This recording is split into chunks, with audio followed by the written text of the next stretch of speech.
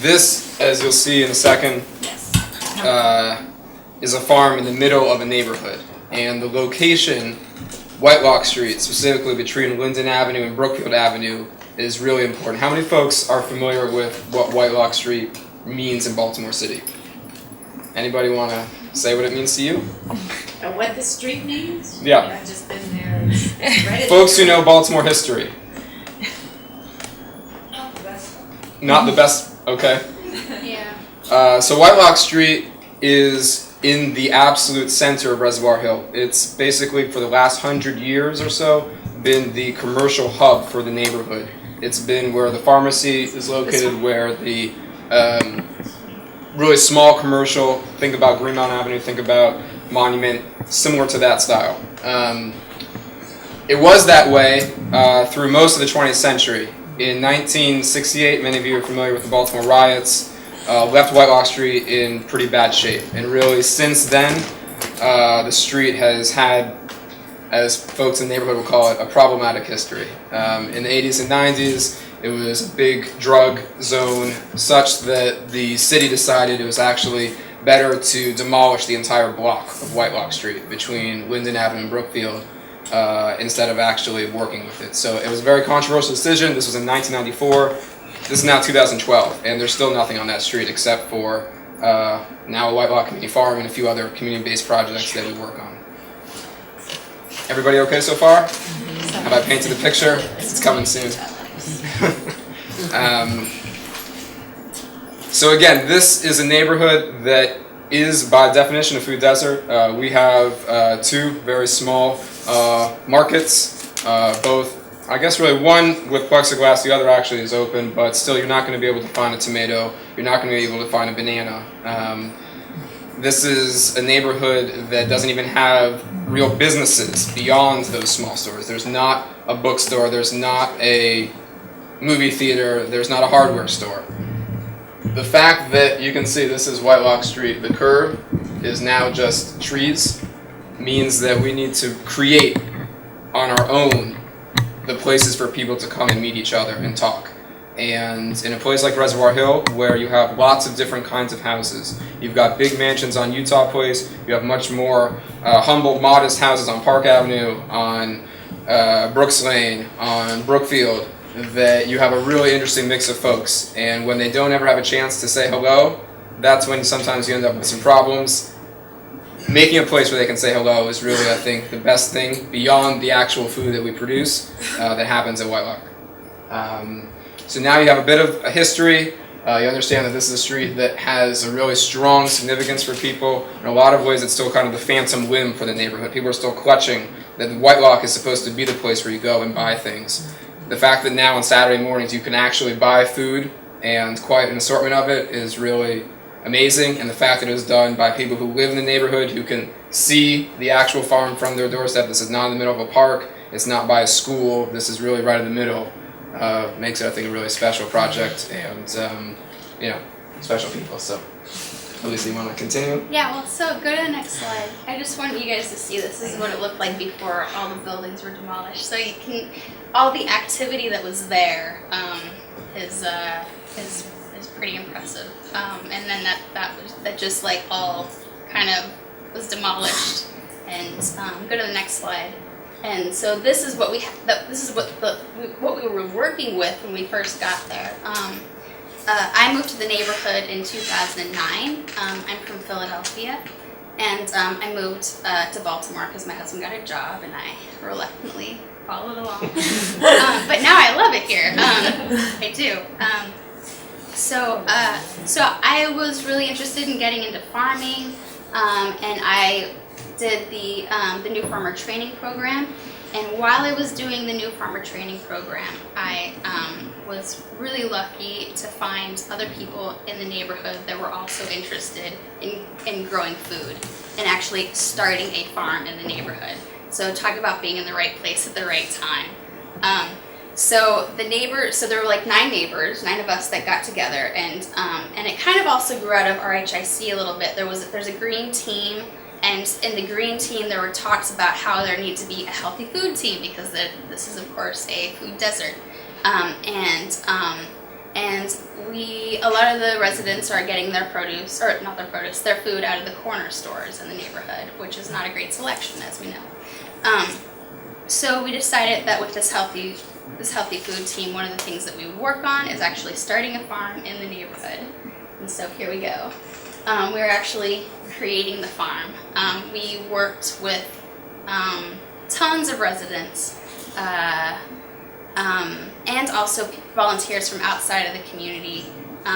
We did the math, and we think that there was about 2,000 volunteer hours that went into the farm only in 2011. And so it really was created by the neighborhood for the neighborhood. And last year, which was actually our first year of real production, we were able to produce 3,000 pounds of produce, and that was only on volunteer labor, because I myself was only a volunteer. So as you can see, kids are helping us grow the food. So some of the things that we do at the farm, we have our market stand on Saturdays, and we also encourage residents or anybody to come volunteer at the farm in exchange for produce. We have a CSA this year, only a 10-share CSA, which is already full. This year we're going to be working with one of the corner stores in our neighborhood, the Linden Market. They have agreed to do a pilot project with us to put our produce in the corner store for 3 months during the summer, and to see if we can get community buy-in to actually buy the produce there, so that if people can't make it to our farm stands on Saturdays, they can always get it at the corner store. So we're going to try that out, and hopefully it works. What else are we doing, Teddy? Absolutely, working with kids has been really important. So there is an elementary school, there is a recreation center, John Eagle Howard Elementary and Rec Center just down the street on Brookfield Avenue. So hosting farm field trips. You can now go down to John Eagle Howard and talk to just about any class and ask them if they've been to a farm recently, and they'll be able to say yes. And what's really nice is that they see you during the day, during the school day, volunteering, let's say, at the farm or in their classroom, and they'll see you on the weekends. And again, it's that sense of kind of neighborliness that really is, I think, what sets this kind of project apart, because you're getting to see your neighbor in a variety of contexts, and you get to meet the young neighbors, you get to meet their grandmas, and at this point, really, this is about the healthiest, best, fun activity for a 10-year-old going in the neighborhood. There's not much competition, so. And also to create a sense of community buy-in, we also host various activities in the neighborhood. So last year we had movie nights that weren't focused around healthy eating. They were just like fun movies for kids to watch, and that was awesome. And we also have an annual fall harvest festival, and last year it brought out about 300 people, and so we had bands, we had a clown show. You can scroll ahead. Yeah, there's the produce that we have. Kids eating. Nice. So we had at the Fall Harvest Festival a clown show for the kids. We had lots of bands. A clown show talking about healthy food. Oh yeah, the clown show is actually about healthy food. Awesome. And actually, it's amazing. The clowns that put it on were urban farmers in San Francisco. Weird. And I used to be a clown. There's like a weird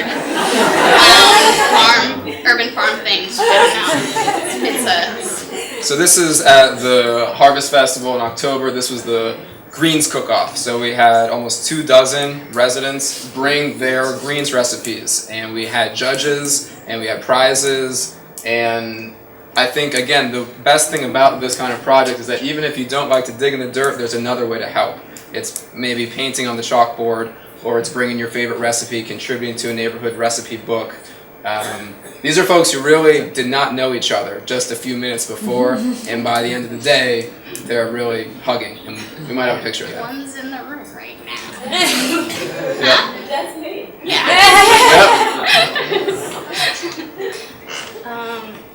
Yeah, this was the winner of the greens cook-off. I believe it was a peanut. Something. I didn't even get to taste it. And I believe he's actually a political refugee from Sudan, I believe. From Cameroon. Cameroon. Yeah. The peanut lettuce. Yeah, there's the Clown show. Yeah, here's the farm sign. It says, yeah, we sell, let's see, market, we sell spinach, greens, and a lot more. This market is so awesome. Yeah, so. And I guess the last thing I forgot to say is that it's only 1/4 of an acre, so it's actually pretty small, but we can produce a lot of food, and this year we're trying to at least double that amount. We're up to a pretty good start. And I would say really the thing that I think makes this project go is people aren't going to participate or trust you because your greens look really good. It's going to be because they trust you as a person, because you say hello, because you go out of your way to invite people. This is a really foreign concept, to have a farm where the pharmacy literally used to be. So I think that it's important to recognize that, you know, we are all humans, and if you can start with that, the farming and the actual selling will be a lot easier next. And to add to that, I just want to say that we try not to position ourselves as the gatekeepers of information. For instance, you know, like when somebody comes to the farm stand and they see turnips and they say, well, I don't know. And I started collecting recipes from the neighborhood and compiling them into like a little zine kind of book. And so like when people say they don't know how to cook things, I can actually be like, well, here you go. There's a great turnip recipe in there. So it's not like recipes that I think are good. It's like actually culturally appropriate recipes. So you can find this at Whitelock Street and Brookfield Avenue in Reservoir Hill. It's really still a vacant lot on your Google Maps, so there's not really an address. You can put in like 930 Whitelock Street, that will get you close enough. Saturday mornings from 10 a.m. to 1 p.m. is the weekly market stands. And according to Lisa, you can also go to Woodbury Kitchen and try our spinach there too. So.